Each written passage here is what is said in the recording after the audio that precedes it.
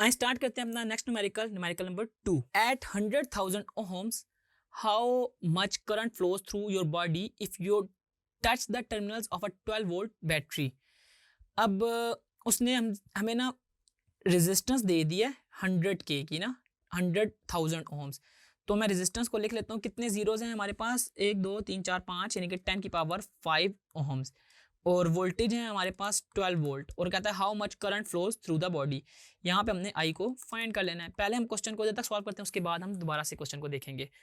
तो आपको पता है इसका फार्मूला क्या है हमारे पास, के जो है V is equal to I R. तो अगर मैं इसमें यहाँ पे I निकालना चाहूँ तो I is equal to V by R हो जाएगा, और V है मेरे पास 12 जबकि R है मेरे पास 10 की पावर 5। तो जब मैं 12 को डिवाइड करता हूँ 10 की पावर 5 से, तो ये मेरे पास आता है 1.2 into 10 to raise power -4 amperes. ये हमारे पास हो गया जी इसका पहला पार्ट। अब दूसरा क्या है कि if your skin is wet so that your resistance is only be 1000 ohms, how much current would you receive from the same battery. यानी कि बैटरी के जो वोल्टेज है ना वो सेम है। अब जस्ट वो पूछा है करंट कितना हमारा पास जो है ना अपना डिराइव कर रहे होंगे अगर आपकी रेजिस्टेंस जो है वो 1000 ohms रह जाए।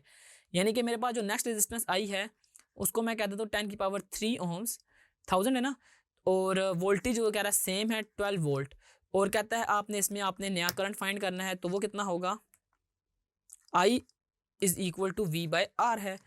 तो जस्ट हमने V की वैल्यू पुट कर देनी है, 12 डिवाइड बाय R की वैल्यू है हमारे पास V बाय आर प्राइम है ये, ठीक है, I प्राइम है। तो ये 10 की पावर 3 हो जाएगा। तो 12 डिवाइड बाय 10 की पावर 3 हम निकाल लेते हैं, तो ये हमारे पास आता है 0.012 एम्पेयर्स। ठीक है, तो हमारे पास जो नया करंट आया वो आया I is equal to 0.012 amperes. तो यूँ आपने देखा कि कैसे हमने ओहम्स लॉ को यूज़ करते हुए दोनों दफ़ा नया करंट निकाला अगर हमारे पास वोल्टेज और रेजिस्टेंस की वैल्यू गिवन थी।